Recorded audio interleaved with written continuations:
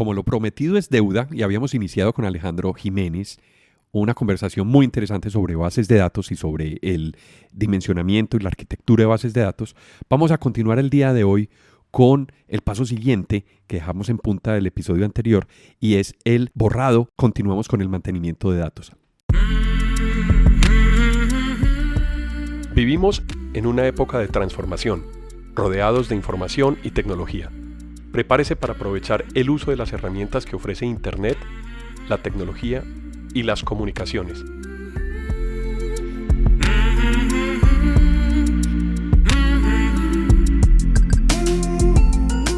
Conózcalas y aprenda cómo usarlas mejor. Bienvenidos.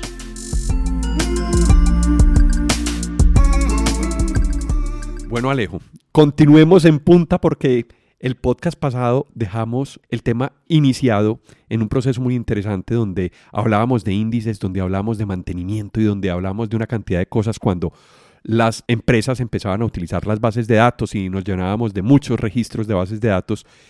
¿Cómo empezamos a hacer mantenimiento? Yo me preguntaba cómo podemos empezar a borrar. Uno piensa inicialmente, listo, voy a hacer mantenimiento, empecemos a borrar los datos. ¿Eso es viable en una operación de mantenimiento de bases de datos? Bueno, entonces, concreto, el tema de borrado de información normalmente es lógico.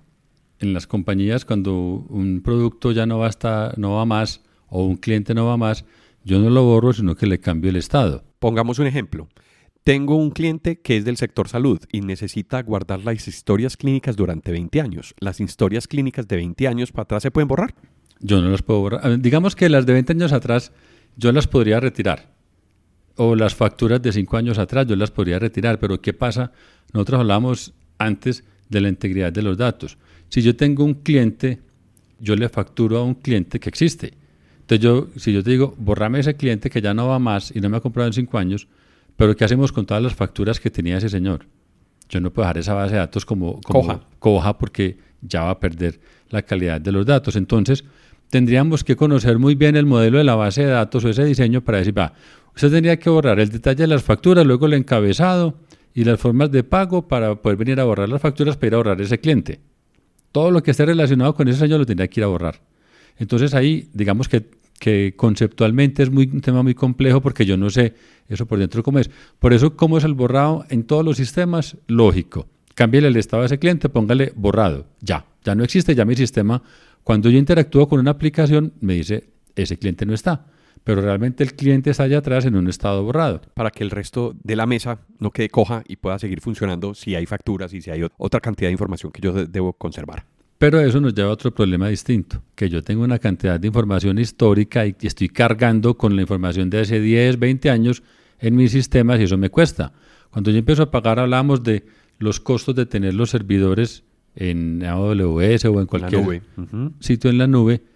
Eso me cuesta mensualmente lo que usted necesite. Necesita más espacio, yo le cobro otro poquito, otros 500 gigas. Hágale, súmelos. La solución de fuerza bruta.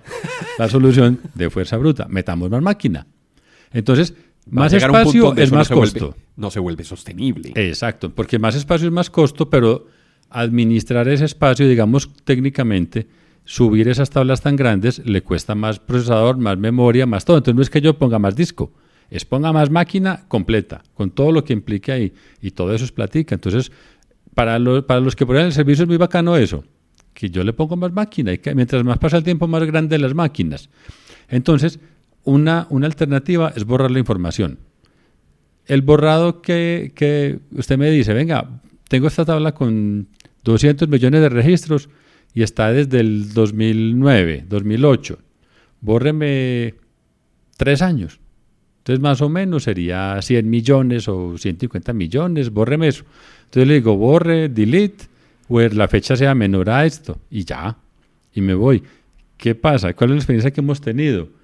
Que eso lo dejan corriendo por la noche, al otro día llegan y no hay sistema, porque el proceso de borrado es una cosa demasiado costosa. Nosotros mencionábamos los índices y mencionábamos la página del directorio telefónico donde estaba Peláez Alejandro. Entonces digamos que yo a Peláez Alejandro lo voy a retirar y yo borro ese registro. Esa página completa, él la tiene de alguna manera que garantizar, porque en una transacción de borrado, cuando yo le dije delete, where la fecha fuera menor a 2000, eso es una transacción. La transacción tiene una característica, es que es atómica. O sea, o toda se hace o toda se devuelve como transacción. Entonces, el borrar un registro se hace dependiendo de que se hayan borrado los otros 100 millones de registros. Todos se borran o todos se quedan. Pero yo no puedo decir que la alcancé a borrar hasta aquí y ahí voy. No. La transacción tiene que ser completa. Era como el problema de páginas que mencionaba, ¿cierto? O sea, si yo ya voy a quitar nombres de personas, la página puede tener otros nombres y se van a desordenar igualmente. Entonces rompo esa secuencia que tenía el sistema y por eso tratamos de volver a un backup o a recuperar la información de cómo estaba el sistema. Ahí tenemos unas situaciones. La transacción está en proceso y yo tengo que garantizar que la información que ya he adelantado la transacción la pudiera devolver en caso de que el operario me dice, no, venga, cancelemos esto. Y yo iba en la mitad, tengo que tener la posibilidad de devolverme. O sea, como motor de base de datos tiene que garantizar que toda la transacción de borrado se hizo o que toda la transacción de borrado se devolvió. Entonces, una página, como estás diciendo, en la página donde estaba Peláez Alejandro, borramos ese registro. Listo. ¿Vamos a reordenar o no? No, eso se queda así. Ajá. Simplemente lo borró blanco. Y me quedó el huequito ahí. Sí. Pero está dependiendo de que la transacción no se ha terminado. O sea, todavía, digamos que el proceso se hizo, pero todavía no estamos seguros si se va a conservar o no ese cambio. Pero en esa misma página está Peláez Álvaro. Y a Peláez Álvaro le van a actualizar el teléfono. La base de datos tiene que garantizar que los dos cambios se puedan aplicar o que en cualquier momento uno de los dos cambios se pueda reversar, porque la transacción está en proceso. Entonces, sí se aplicó el cambio de Álvaro Peláez, que le cambiamos el teléfono y le pusimos el nuevo, pero el de Alejandro me dijeron, no, venga, devolvamos esto, que esto se está demorando mucho. Tiene que garantizar eso, pero multiplicado por 100 millones. Entonces eso empieza a gastar memoria, a gastar en almacenamientos temporales para garantizar que yo, hasta que no termine el último, no he aplicado la transacción. Entonces, en cualquier momento, hasta antes del último, me podría devolver. Se me viene a la cabeza una analogía y es la construcción o la ampliación de un puente. Cuando nosotros estamos en una ciudad y tenemos una glorieta y tenemos que hacer un puente, no podemos suspender el tráfico, pero hay que hacer el puente.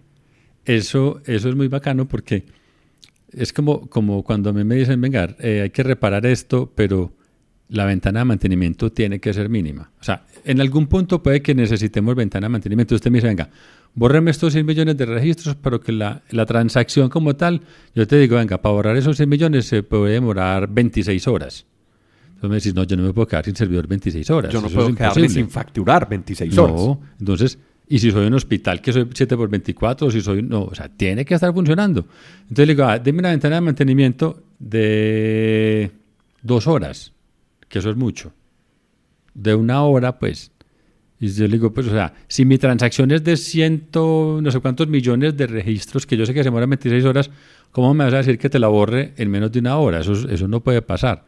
Entonces, ¿cómo llegamos a proponer soluciones que me permitan realmente hacer un borrado efectivo con esas condiciones?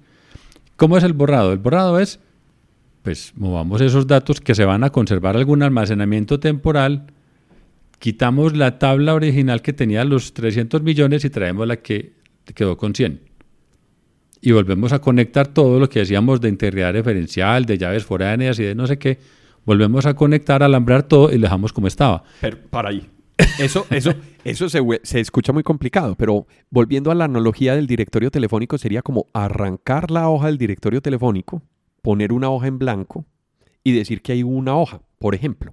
No, o sea, el directorio tiene que quedar como estaba. Yo me llevo copias, le saco fotocopias a las páginas que voy a modificar, hago los tachones en otra parte, corrijo y la dejo como estaba, la imprimo bien. Pero conservo la original. La original sigue trabajando, porque usted tiene que seguir trabajando. Cuando yo termine de armar todo, lo que va a quedar, cómo van a quedar las páginas, tengo que traerlas aquí. Entonces, digamos, usted tiene la tabla de histórico de ventas. Quiere borrar las ventas de 10 años.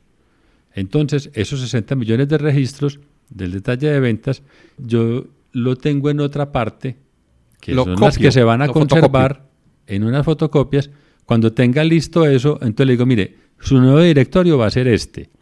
Entonces, ¿qué hacemos? Pare un segundito, quita el directorio que tiene y ponga el nuevo. Y ya. Y haga la consulta o la transacción. Y ya sigue trabajando, pero apuntando a un directorio nuevo, más pequeñito.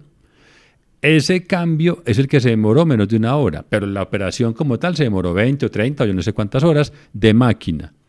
O sea, la solución como tal, sacando la información y preparándola, se demoró una cantidad de tiempo, pero la afectación de disponibilidad de tu servicio en cuanto a que la máquina estuviera, la base de datos estuviera trabajando, solamente se afectó media hora. Entendido.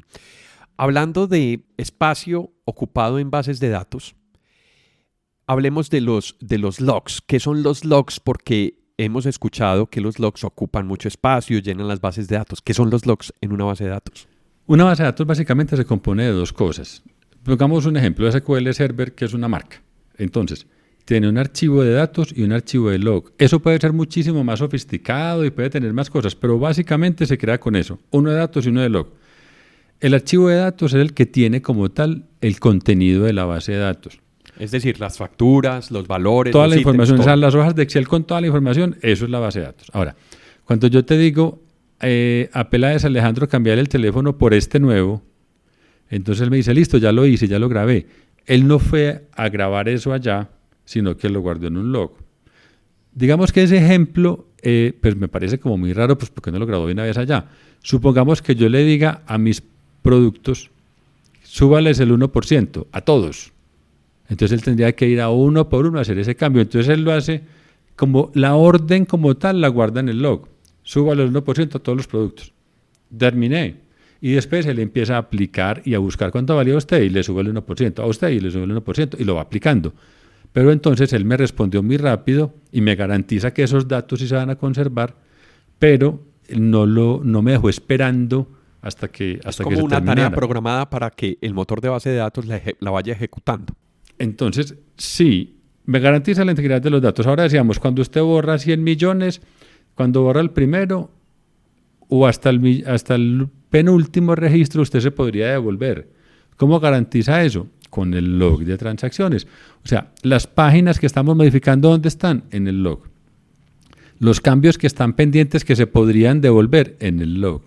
Entonces, todo eso, el log de base de datos, digamos que tiene las transacciones hasta que se terminaron de hacer. Cuando ya se terminó y se aplicó en el archivo grande, que es el de base de datos, ¿ese log para qué me sirve? Para nada. Pues, digamos que hasta donde estamos mirando no me sirve para nada. Ya se aplicó, ya se puede borrar. Asociado al log, pues hay otras operaciones. Por ejemplo, hágame un backup, o hágame una replicación, o hágame un sistema de continuidad y de no sé qué. Entonces ahí aprovecho el log porque es mucho más pequeño que los datos. Entonces, por ejemplo, yo hago un backup completo de mi base de datos con el data center que está en otro operador. El backup de la base de datos mide 2 teras y se demoró 20 minutos. Pero el log de transacciones ha crecido desde que hice ese backup hasta este momento, que han sido 2 horas, ha crecido 200 megas o 500 megas. Entonces yo podría hacer un backup mucho más pequeño, que es el del log, y guardarlo. Entonces cuando yo restauro, yo podría restaurar el backup completo más las transacciones de esas 2 horas y no me gasté los otros 2 teras, sino que me gasté 2 teras más 50 megas.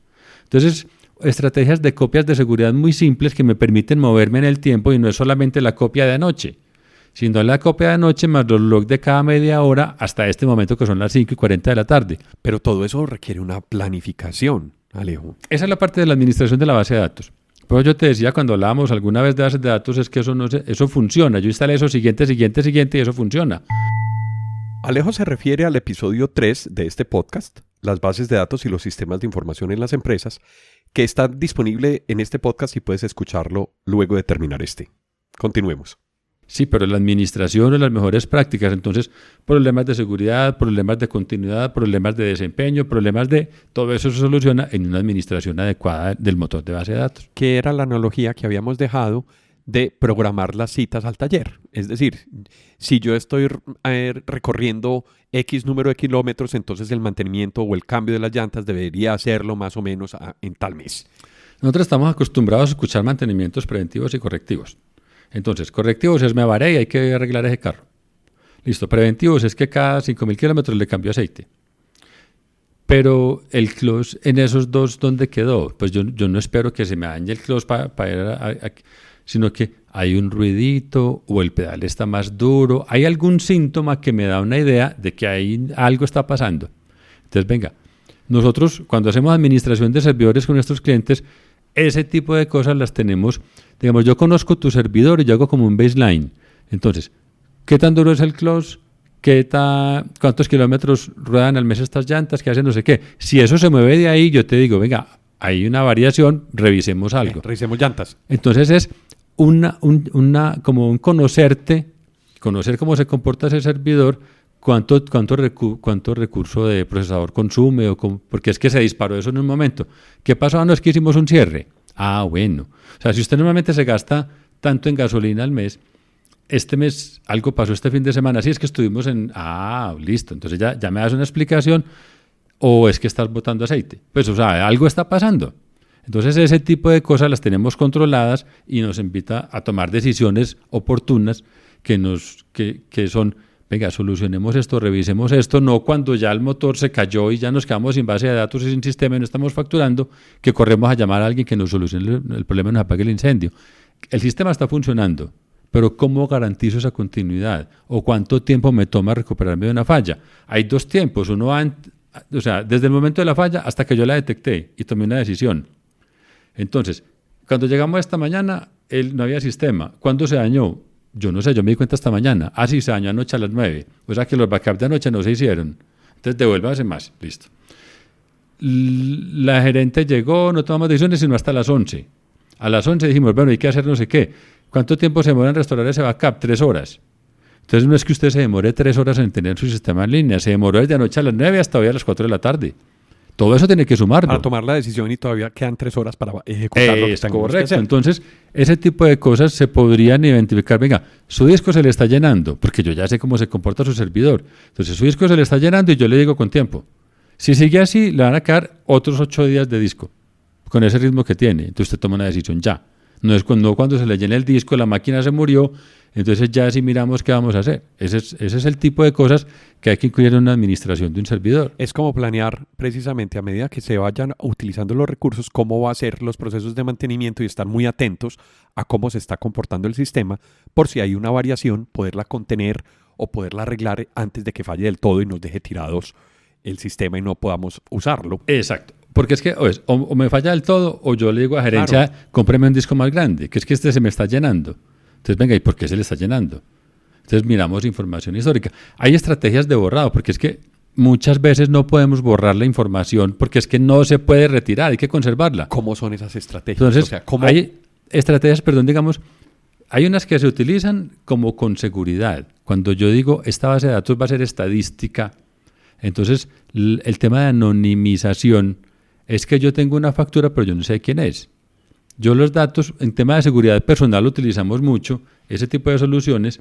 Yo necesito esa base de datos y no la quiero perder y no quiero perder el histórico de los volúmenes de venta, pero yo no puedo conservar el nombre del cliente, ni el NIT, ni el teléfono. Entonces, en el tema de anonimizaciones, esos datos los vamos a modificar o a eliminar.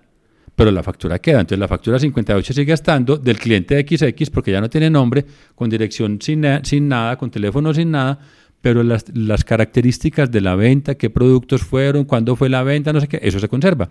Entonces esas estrategias nos han llevado a que eso reduce los tamaños de las bases de datos y finalmente concluimos, venga, una forma de borrar información es esa.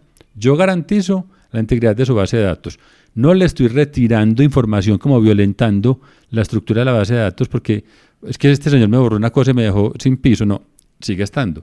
Pero vemos mucha información que se repite. La ciudad, la dirección, el nombre del contacto comercial. Entonces, todas las ventas que le hice a ese cliente, que son 200.000 facturas, en todas dice cómo se llama el contacto comercial y es el mismo. Y estas son. Y aquí son, ahí está. Entonces, de esa histórica que no puedo borrar de 5 años hacia atrás, no la puedo borrar, le puedo cambiar el contenido. Entonces, en las bases de datos, cuando hablamos de tipos de datos, hablamos de tipos y tamaños. Entonces, un tipo de datos va a tener un nombre, va a tener letras y números y mide hasta 50. Ahí va a tener el nombre. Ese campo se llama nombre. Pero si en todos yo tengo un promedio de 20 caracteres y tengo 200 millones de registros, eso suma. Eso va a sumar. Ahora, claro, si yo borrara esos caracteres del nombre y el apellido del contacto, de la información vieja, no estoy afectando para nada la base de datos de lo que necesito, pero sí reduzco los espacios, porque esos tipos de datos usualmente se definen dinámicos. Si no tiene nada, no mide nada. Si tiene 10, mide 10, y si tiene 50, mide 50. Pero si yo todos los pongo en que no midan nada, me estoy ahorrando 50 caracteres por 200 millones y eso suma. Entonces, el nombre, la dirección, el teléfono del contacto, el celular del comercial, el no sé qué, Y hay todo eso métodos- lo puedo retirar. Y hay métodos en donde yo si quiero reconstruir la información de una factura que estuvo borrada, puedo por el número de factura ver cómo era la factura en ese momento, que Claro. sería otro archivo que no estaría operativo, sería Entonces, muerto. ese Archivo tipo de muerto. soluciones me permiten que la información que esté activa, que la información que sea histórica se conserve como histórica. Sigue estando, si la necesito, el detalle que necesite, porque hay información que pierde como la vigencia o la importancia en el tiempo. ¿Alguna otra técnica de borrado que hayas utilizado con tus clientes?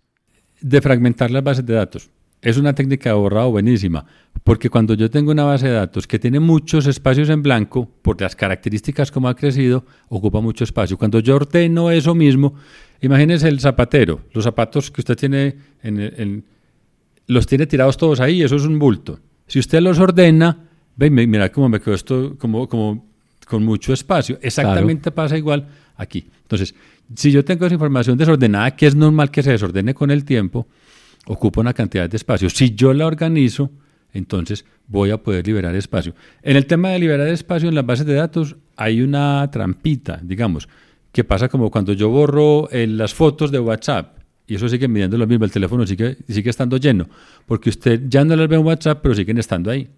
Entonces pasa con las bases de datos, que yo libero el espacio y me dice, sí, usted ya tiene una base de datos con 500 gigas ocupados, pero mide 1 tera para el sistema operativo. Entonces tiene que devolverle al sistema operativo ese espacio. Entonces una cosa es la operación que reduzca el espacio en el motor requerido ocupado y otra cosa es liberarlo al sistema operativo. Siempre hay que hacer esas dos tareas porque siempre nos queda faltando un pedacito. ¿Hay alguna tarea que se pueda hacer con índices para borrado? Los índices se recomienda que sean mucho más pequeños, pero es desde el diseño. Cuando un índice es muy grande, entonces digamos, yo tengo un índice por nombre y apellido y dirección. Entonces cuando yo busque Alejandro Peláez con tal dirección, él lo va a encontrar inmediatamente porque es que está indexado. Pero venga, ese campo de dirección sí era eficiente para buscar. O yo hago un índice por ciudad. Yo soy una compañía de taxis, supongamos, y hago un índice por ciudad. Aquí estamos en el área metropolitana, entonces yo tengo casi todos los clientes en Medellín, muchos en Envigado, otros en Sabaneta, un poquito en Caldas. Listo. Y tengo otro poquito en Bello y otro muy poquiticos en Girardota. Y hago un índice por ciudad. Eso me sirve, eso es eficiente, ¿esa vaina qué? Y la ciudad es el texto de la ciudad, eso es una cosa completamente ineficiente y costosa. Entonces, venga, ¿por qué no hacemos un índice por el teléfono, que es por donde usted busca? O por el no sé qué. Ahora, después de que solucione ese problema, su índice va a ocupar poquito espacio en vez de requerir tantas páginas como el otro, porque encontramos casos en los que, en el ejemplo del directorio telefónico, tengo un directorio telefónico de 100 páginas con un índice de 1000 páginas. Entonces yo prefiero irme a buscar el directorio que buscar en el índice. Y eso pasa No con tiene razón de ser. con mayor frecuencia de la que uno piensa. Bueno, Alejo, otro tema más visto aquí en cómo funcionan las bases de datos, un tema muy interesante. Muchas gracias por estar en Transformación Digital. Volvámonos a encontrar más adelante, Alejandro, y seguimos hablando de este y otros temas. Muy bien, Alejo, muchísimas gracias por invitarme. Y sí, hay mucho tema para trabajar. A quienes nos escuchan y nos acompañaron a lo largo de este episodio, muchas gracias por estar en Transformación Digital. Recuerden que pueden escribirnos por correo electrónico a la dirección alejandropelaezr@gmail.com. También pueden visitar nuestra plataforma ingresando a la dirección https://apelaez.podbean.com. En la aplicación de Podbean pueden dar clic a me gusta y dejar sus comentarios. Este podcast está disponible en las plataformas de Apple Podcast, Spotify, Google Podcast, Deezer, iVoox, Stitcher, además de la aplicación de Podbean. También cuéntenos qué temas quisieran escuchar en futuros episodios. Si les gustó el tema y si quieren apoyarnos en Transformación Digital, por favor compartan este episodio con sus amigos y con las personas a quien les puede interesar estos temas. Esto fue Transformación Digital. Hasta pronto.